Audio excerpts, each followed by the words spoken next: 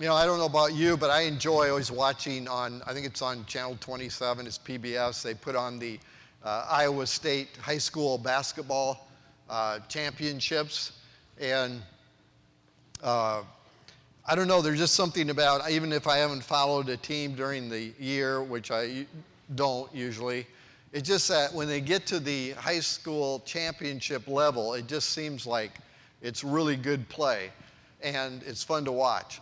And this year, we especially were interested because Carroll graduated from Western Christian, and they were, I think, at the 2A championship, and they played Unity Christian, and they were about tied most of the way back, and Unity ended up beating by 1 point. And, the one team is just exuberant, right? If you're the winning team, you're exuberant. But it's also interesting to watch the losing team. There's so many emotions, so much is built up to this point. They worked so hard, over the year. That can be true with something else too, whatever we're doing. When we're pushing towards a goal and we've worked hard, and then all of a sudden our dreams are dashed. And it's like the darkest hour. And this team of girls were just, it looked like every one of them was in tears. And I've seen, and you have seen, even Super Bowl players in tears. Their head between their legs, sitting on the bench, actually crying, grown men. Because the emotions are so great. And it just seems like now they've been dashed.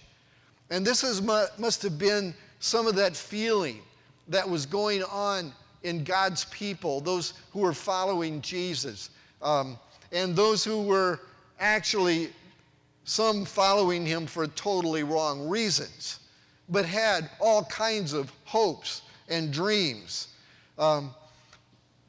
These people welcomed Jesus into Jerusalem with palm leaves, throwing them before him, and saying, Hosanna, save now, save now. And they were all excited. They had been under this repressive Roman government, and they had all these hopes and dreams, seeing Jesus' miracles and seeing what he proclaimed, and many believing that he was the promised Messiah.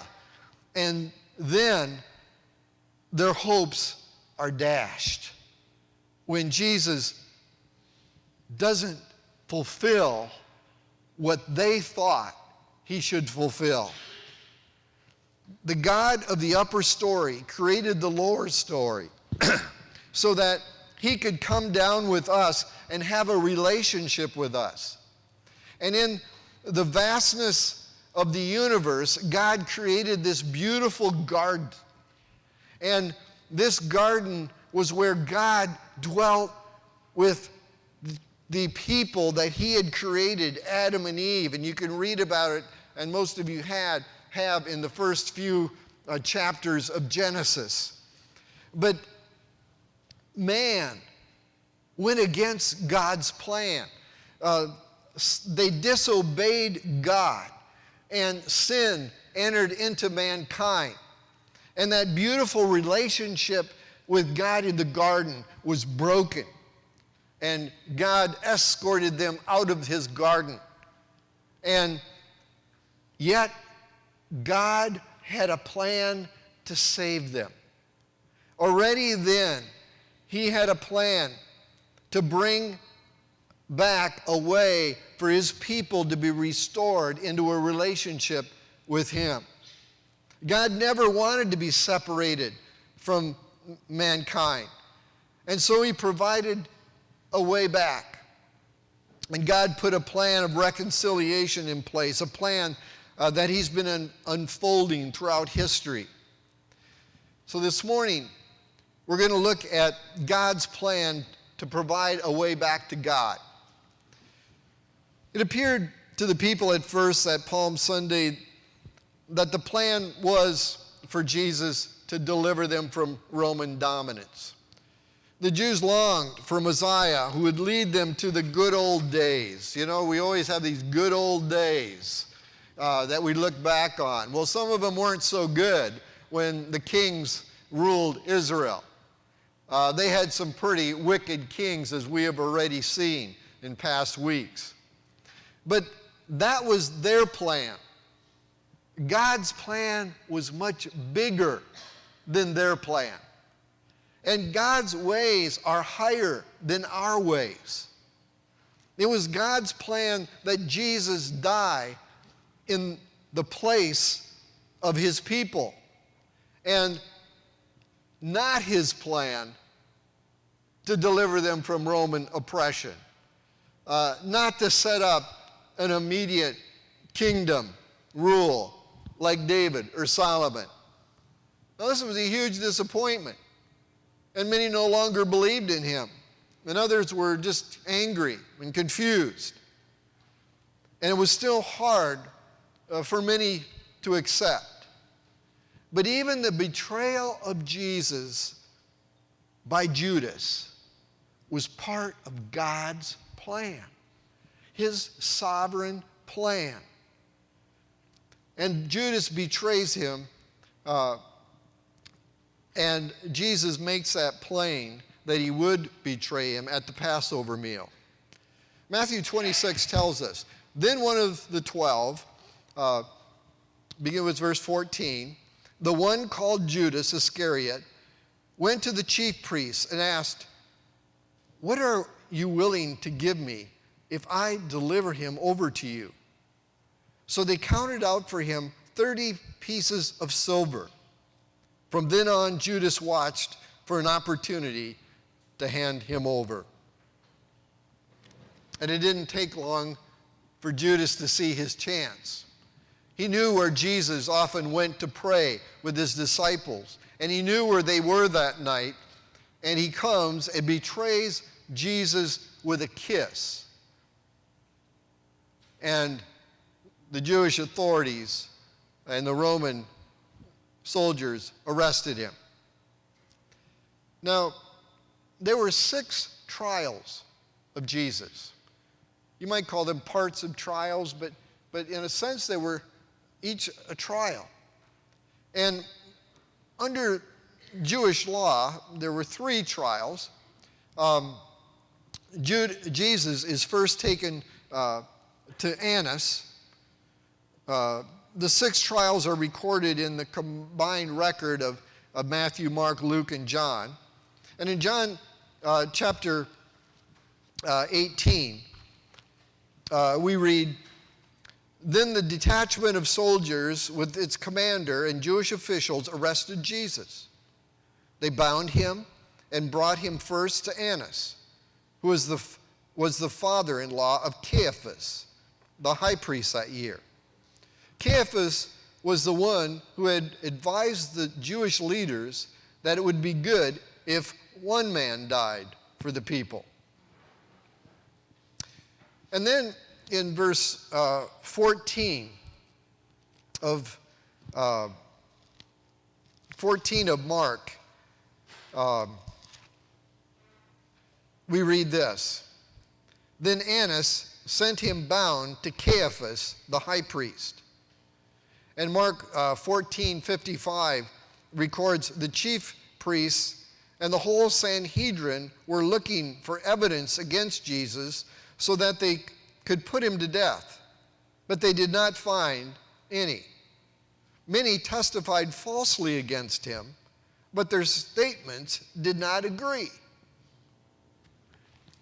So Jewish law existed so that there would be justice that would be carried out and prevail, and that an innocent life wouldn't be taken.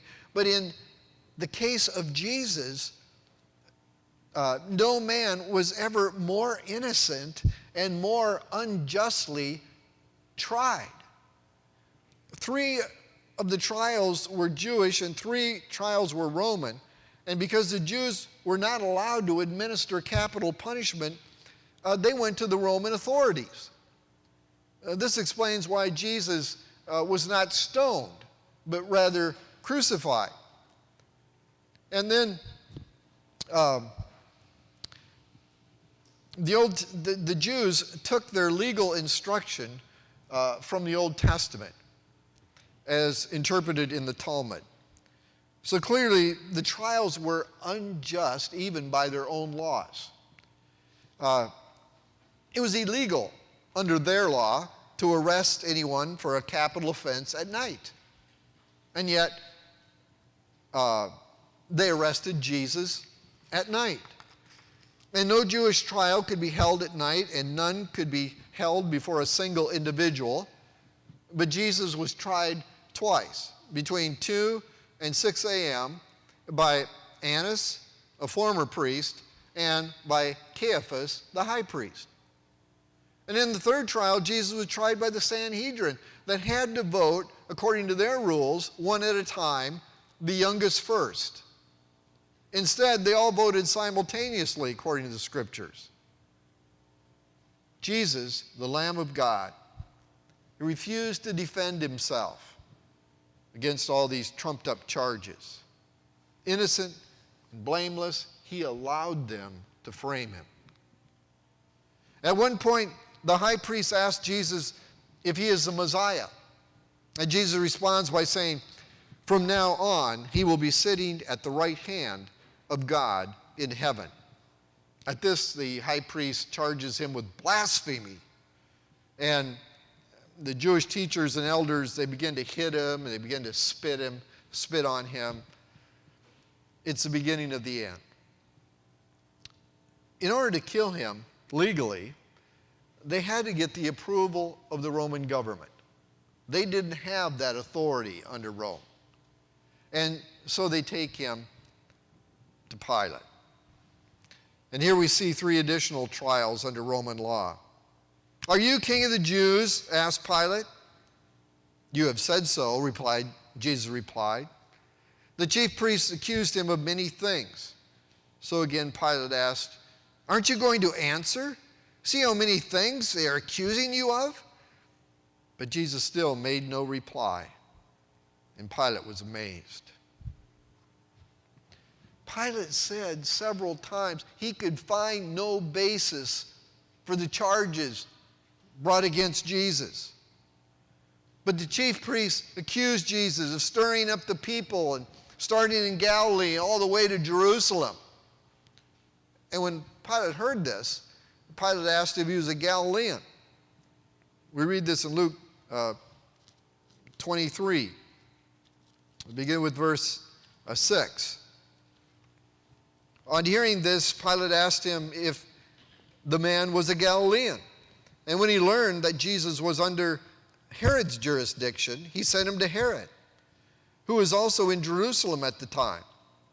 When Herod saw Jesus, he was greatly pleased, because for a long time he had wanted to see him. From what he had heard about him, he hoped to see him perform a sign of some sort. He plied him with many questions, but Jesus gave him no answer. The chief priests and the teachers of the law were standing there, vehemently accusing him. And then Herod and his soldiers ridiculed and mocked him, dressing him in an elegant robe. They sent him back to Pilate. That day, Herod and Pilate became friends. Before this, they had been enemies. So now, Herod can't really find anything worthy of death and couldn't find the accusations to be true. So he sends them back to Pilate again. And Pilate said, "I have examined him in your presence and have found no basis for the charges against him. Neither has Herod, for he has sent him back to us." Now, at that point, Jesus should have been freed. Herod had found the charges to be baseless. Pilate had already found them to be baseless. And now he was back before Pilate again, the third trial before the Romans. But the Jewish leaders, they insisted that he be crucified. Even though Herod and Pilate had found their charges baseless. And the chief priests and the officials and those with clout were shouting, "Crucify him, crucify him." And that's when Pilate caves in to political pressure. You know, we see political pressure today, right? We see it with our politicians. They say one thing when they're getting the vote, and then they go and they get in the political pressure and they cave into it. That's what's happening here. That's exactly what Pilate does. You know, he wants to keep his realm peaceful. And he's responsible to keep the peace among these Jews. And in order simply to keep the peace, he's willing to have an innocent man crucified. And he finally handed Jesus over to be crucified, according to John. This flogging that he gave him before he handed him over was with a whip that was embedded with metal or bone. And these lashes that Jesus received would have each time stuck into his back and ripped the flesh right off his back. Some people were known to have died just from the flogging that they received prior to being crucified. And Jesus was then given over to these brutal Roman soldiers who they strip him. They put a crown of thorns on his head. They put a scarlet robe on him while they're hitting him and spitting on him and saying, "Hail, King of the Jews!" And in Mark 15,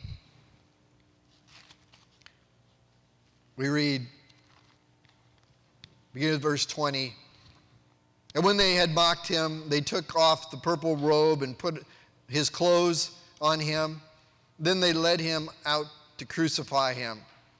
A certain man from Cyrene, Simon, the father of Alexander and Rufus, was passing by on the way, in from the countryside. And they forced him to carry the cross. They brought Jesus to the place called Golgotha, which means the place of the skull. And then they offered him wine mixed with myrrh, but he did not take it. And they crucified him, dividing up his clothes. They cast lots to see what each would get. It was 9 a.m. when they crucified him. The written notice of the charge against him read, "The King of the Jews." They crucified 2 rebels with him, one on his right and one on his left. This was a terrible way to die. Crucifixion was the most gruesome form of capital punishment reserved for the worst of criminals. It was designed to ensure a slow, painful death. The accused was nailed to a cross that was laying on the ground. Through his hands and his feet, and then the cross was lifted up into a hole, and he was left to hang there until he died. Now, some people died after a short time. Some would hang there for several hours before they died. And relief only came after they took their last breath. And the mocking of Jesus takes place during this whole time, as he's crucified between 2 criminals. The Roman soldiers and the Jewish leaders continue to hurl their insults. Mark 15 tells us, those who passed by hurled insults at him, shaking their heads and saying, "So, you are going to destroy the temple and build it in 3 days. Come down from the cross and save yourself." In the same way, the chief priests and the teachers of the law mocked him. among themselves. He saved others, they said, but he can't save himself. Of course, he could have saved himself. But he came to save you and to save me. He came to save us from our sin. He could have come down. He came to reconcile us to God, that broken relationship that God wanted to be able to us to be restored to him, that was broken in the garden. And we, being born with a sinful human nature, at odds with God, doing our own thing, going our own way. This was the way for us to be forgiven and to come back into fellowship with God. Jesus' love and readiness to forgive is reflected in one of the brief phrases that Jesus said on the cross. And this was forgiveness from the cross. Jesus said, "Father, forgive them, for they do not know what they are doing." And they divide up his clothes by casting lots. You see, as he hung there suffering, he prayed that these people would be forgiven. No wonder Jesus can come to you and to me and say, "Love your enemies." He did it. He wasn't saying or saying something that he hadn't done himself. Pray for those who